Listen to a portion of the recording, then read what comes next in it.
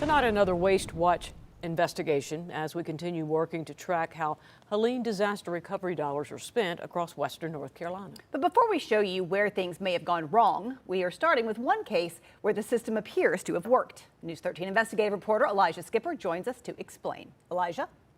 Yeah, if we're going to hold this system accountable, we first have to understand what it looks like when it works. In this case, it starts with a nonprofit called Baptists on Mission, which received $3 million in recovery funding after Helene. The question is, what did they do with it, and what can it tell us about how the system is supposed to work? Boy, Baptists on Mission really set the world on fire with this $3 million. $3 million in state recovery funding used to repair homes across western North Carolina. They were able to leverage those public dollars to, as I like to say, roll up the sleeves and actually get to work and get it done. Before the work started, estimates to repair each home were significantly higher, around $20,000 per project. Look, a lot of faith-based organizations don't want to take any public dollars, and that's fine.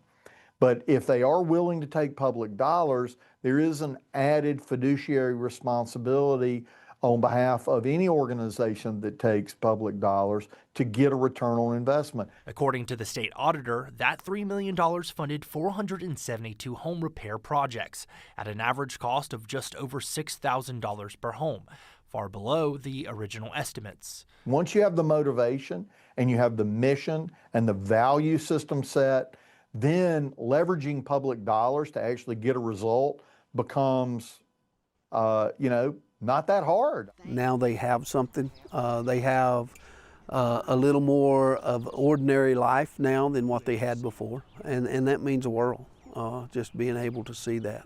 The difference, how the work was done. We've had over 16,000 volunteers from every state plus Canada that's been here. I tell all of our volunteers, if you get nothing else done, love on these people and listen to their story.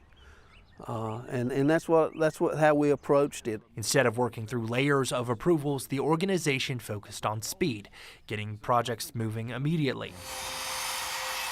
That approach relied heavily on local labor, helping bring costs down while keeping money inside the community. Cutting the labor out has tremendously cut the price down on the cost of the homes. And then not only that, we've had donors, tremendous donors that have come forward and assist us to be able to do this. And in this case, the state auditor had no findings and no recommendations. How rare is that? It's extremely rare. It almost never happens. And this right here is what that looks like on the ground. These are images from Baptist on Mission's first full Helene rebuild dedication. Governor Josh Stein shared these photos, pointing to programs like this as a model that works. In fact, he says it's part of the reason he's now requesting an additional $20 million in his latest Helene recovery budget, specifically to partner with more nonprofit organizations.